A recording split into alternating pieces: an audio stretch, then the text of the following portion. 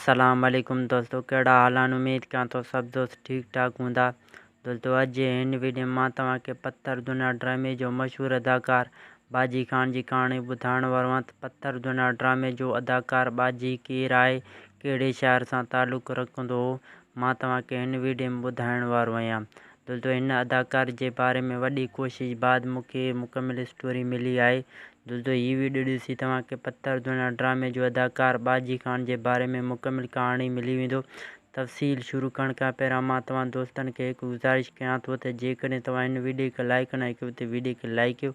जेकॾहिं पहिरियों दफ़ा मुंहिंजे यूट्यूब चैनल ते नवां आया आहियो, चैनल खे सब्सक्राइब करे घंटी जे निशान ते ज़रूरु क्लिक कयो। तव्हांजे हिकु सब्सक्राइब करण सां तव्हांजो को बि ख़र्चु न थींदो। तव्हांजे हिकु सब्सक्राइब करण सां असांजी काफ़ी हौसला अफ़ज़ाई थींदी। दोस्तों पत्थर दुनिया ड्रामे जो अदाकार बाजी खान जो असुलु नालो ताज मोहम्मद शेख आहे। ताज शेख जो तालुक़ु ज़िले लाणकाणे सां हो।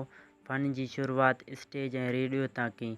सिंधी टीवी चैनल KTN आयो त हिन KTN जे पहिरें एक्शन ड्रामे विकोड़ियल वजूद में हिन इक़बाल जे पीउ रमज़ान तौरु किरदारु अदा कयो। उन बाद अज़ीज़ सांगी उर्फ़ खानू खरदमा जी ॿिए ड्रामे पत्थर दुनिया में हिन आचार मीर ऐं नबन जे पीउ बाजी खान तौरु किरदारु अदा कयो। ताज शेख जो पत्थर दुनिया ड्रामे में बाजी खान वारो किरदारु तमामु मशहूरु वियो।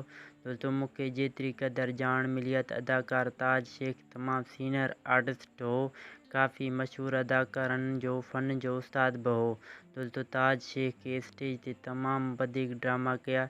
KTN जे ॿिनि ड्रामनि विकोड़ियल वजूद पत्थर दुनिया ड्रामे में ॾिसण में आयो।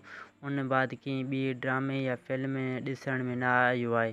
दोस्तों मूंखे हिकु अदाकार खां मालूम थियो आहे त अदाकार ताज शेख हिन वक़्तु वफ़ात करे चुको आहे। ताज शेख उर्फ़ बाजी खान लाणकाणे शहर में रहंदो हो। पत्थर दुनिया ड्रामे में हिन जो किरदारु तमामु मशहूरु वियो। दोस्तों उम्मीद कयां थो त हीअ वीडियो तव्हांखे ज़रूरु पसंदि आयो हूंदो। वीडियो पसंदि अचण ते हिन वीडियो खे लाइक कंदा।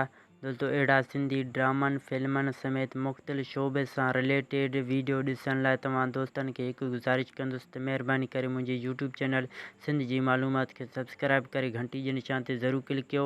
तव्हांजे हिकु सब्सक्राइब करण सां तव्हांजो को बि ख़र्चु न थींदो। तव्हांजे हिकु सब्सक्राइब करण सां असांजी काफ़ी हौसला अफ़ज़ाई थींदी। दोस्तों मिलंदासीं की ॿी नई वीडियो में। हिन वक़्तु अल्लाह हाफ़िज़।